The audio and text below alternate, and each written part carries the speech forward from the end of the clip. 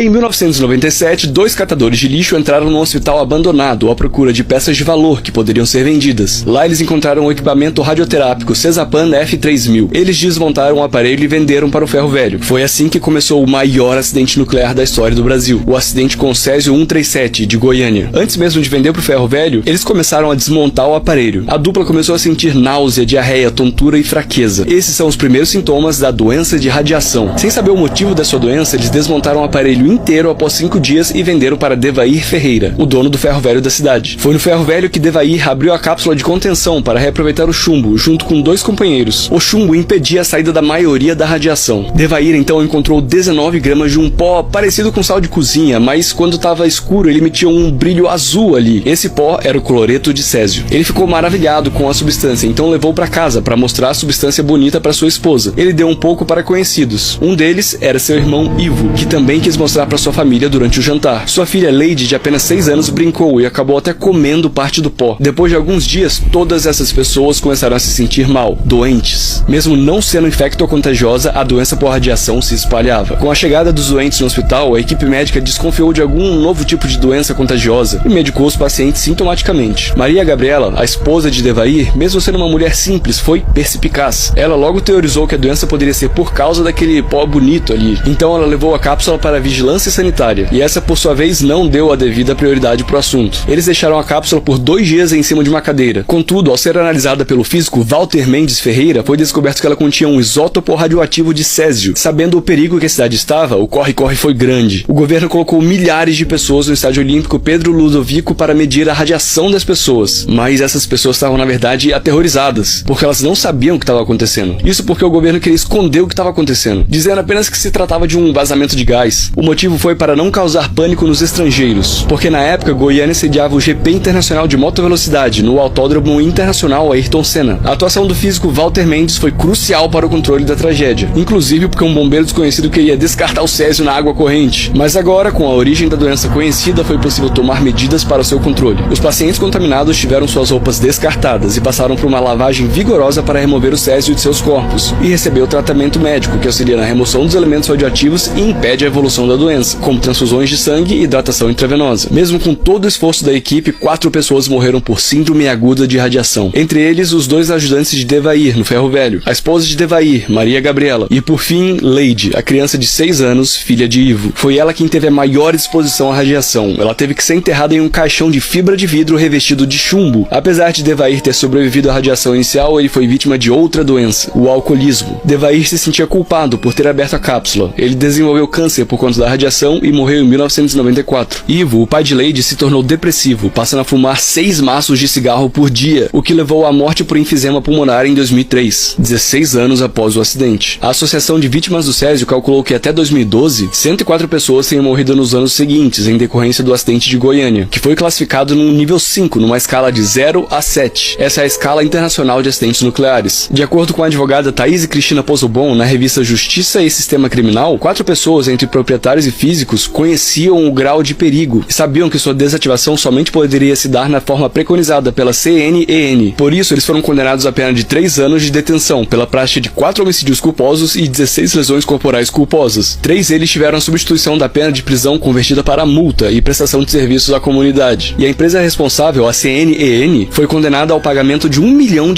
por negligência de inspeção. Mas a própria advogada considera a condenação como irrisória e insuficiente para as consequências e proporção do incidente. E além disso, as empresas envolvidas não experienciaram desvalorização econômica e imobiliária e que inclusive expandiram e ganharam destaque positivo no mercado. Eles tinham o dever de proteger o povo, pois eles tinham conhecimento sobre o perigo e são os culpados. Não as pessoas simples que mal sabem sobre radiação e que nem deveriam poder ter acesso ao material radioativo, mas foram eles que morreram e sofreram, vítimas da negligência de grandes empresas.